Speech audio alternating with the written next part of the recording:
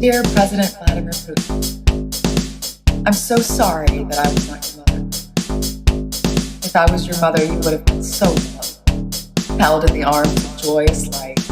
Never would the stories fight the world unfurled before our eyes, a pure demise of nations sitting peaceful under the night sky. If I was your mother, the world would have been warm. So much laughter and joy, and nothing would harm. I can't imagine